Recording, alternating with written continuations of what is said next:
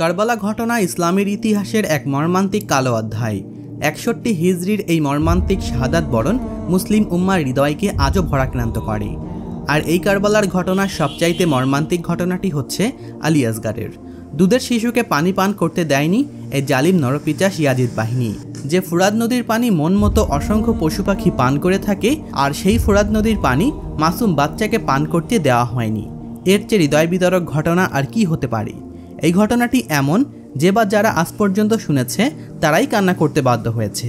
কি ভুল ছিল তাদের, আর কেনই বা এই নরপিচাস ইয়াজিদ বাহিনীরা তাদের সাথে এমন নিষ্ঠুর নির্দয় আচরণ করল, যা ইতিহাসের আজও কারবালার মর্মান্তিক ঘটনা বলে উল্লেখ করা হয়। আর তাই তো ইমাম হুসাইন আলাইহিসসালাতু আসসালাম তার দুধের শিশুর শাহাদাতে সেই সব অশ্রুসজল ঘটনা আপনাদেরকে বলতে চলেছি, যা শুনলে আপনার চোখের পানি আপনি ধরে রাখতে পারবেন না। তাই বিস্তারিত জানতে ভিডিওটি না টেনে একেবারে শেষ পর্যন্ত দেখতে থাকুন। আর আপনি যদি ইমাম হুসাইন আসসালাতু আসসালাম ও ইমাম হুসাইন আসসালাতু আসসালামের ওয়ারিসদেরকে ভালোবেসে থাকেন, তাহলে ভিডিওতে লাইক করে কমেন্ট বক্সে লিখুন আমিন। ৬০ হিজরি ৯ রজব আলী আসগার আসসালাতু আসসালামের জন্ম হয় এবং শাহাদাত ১০ই মুহররম ৬১ হিজরি, অর্থাৎ কারবালার ময়দানে আলী আসগার আসসালাতু আসসালাম পূর্ণ ৬ মাসের ছিলেন। ছোট ছেলে হযরত আলী আসগার আসসালাতু আসসালামের জন্ম হয়। নাম আসগার ছোট হলেও তার বীরত্ব মাওলা আলী আসসালাতু আসসালামের মতোই ছিল। ওহে দুনিয়ার লোক, সকল আলী আসগার আসসালাতু আসসালামের জন্ম ৯ রজব ৬০ হিজরি এবং ইমাম হোসাইনের সফর শুরু হয় ২৮ রজব ৬০ হিজরি। অর্থাৎ কারবালার শহীদদের মধ্যে শুধু আলী আসগার এমন এক শহীদ ছিলেন যিনি ঘরের ছায়া হতে বঞ্চিত ছিলেন। কিন্তু এই আসগার আসসালাতু আসসালামের কাছ থেকে মিন্নাত করে অনেকে নিজেদের আসল ঘর খুঁজে পেয়েছে। সৈয়দনা ইবনে তাউস বলেন, যখন ইমাম হুসাইন আসসালাতু আসসালাম তার পরিবারের যুবকদের ও বন্ধুদের লাশ দেখতে পেলেন, তখন তিনি শহীদ হওয়ার জন্য দৃঢ় সিদ্ধান্ত নিলেন এবং উচ্চ কণ্ঠে বললেন, কেউ কি আছো আল্লাহ রসুলের পরিবারকে রক্ষা করবে?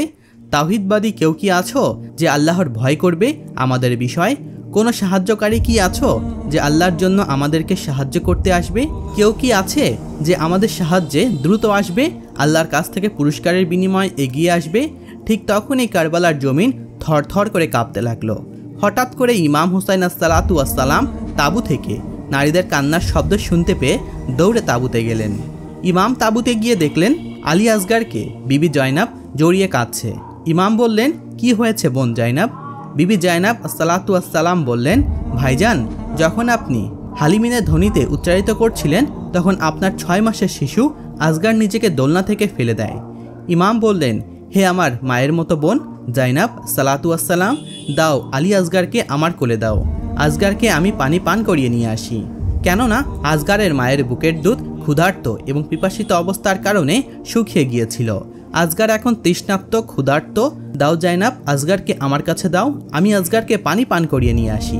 হায়রে কারবালার ময়দান, এ কেমন সময় আসলো! কাউসারের মালিক আজ নিজেই শিশুকে ২ ফোঁটা পানি পান করার জন্য শত্রুদের কাছে পানি চাইতে বাধ্য হলো। হে লোক সকল, যখন কারবালার মরুভূমিতে প্রচণ্ড রোদের তাপে নিজেদের আবাদে আলী আসগারকে নিয়ে ইমাম হুসাইন আসসালাতু আসসালাম আসছিলেন, তখন শত্রুরা ভাবে হুসাইন আসসালাতু আসসালাম হয়তো কোরআন নিয়ে আসছে আত্মসমর্পণ করার জন্য। যখন আবা থেকে আসগারকে বের করলেন, তখন ইয়াজিদের সৈন্যরা ঘাবড়ে গেল।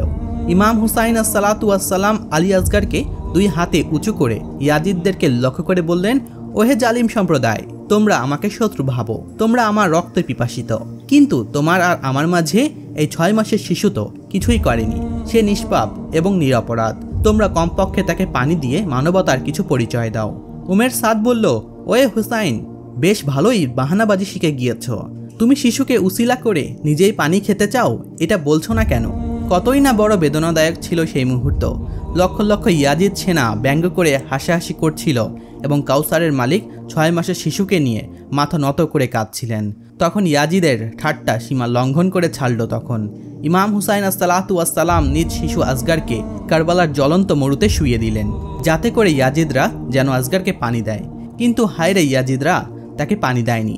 জ্বলন্ত মরুতে আলী আসগারের গায়ে পুড়ে যাচ্ছিল, কিন্তু হায় আফসোস, ইয়াজিদরা পানি দিতে অস্বীকৃতি জানালো। ইতিমধ্যে ইমাম হুসাইন আসসালাতু আসসালাম শিশু আসগারকে পুনরায় কোলে তুলে নিলেন।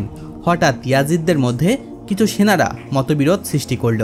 তারা বলা শুরু করলো শিশুটাকে পানি দেওয়া উচিত, কিন্তু ওমরে সাদ নামী নাপাক কুলাঙ্গার শয়তান বলল, তাড়াতাড়ি হুসাইনের কোলের শিশুকে হত্যা করো, না হলে আমাদের সেনাদের মধ্যে বিবাদ সৃষ্টি হবে। আল্লাহু আকবার। আসুরার বিকেল, কিয়ামত নাই সেই মুহূর্ত। হুসাইন আসসালাতু আসসালামের কোলে 6 মাসের আজগার তার হুরমালার হাতে তীরের বর্ষর প্রস্তুত।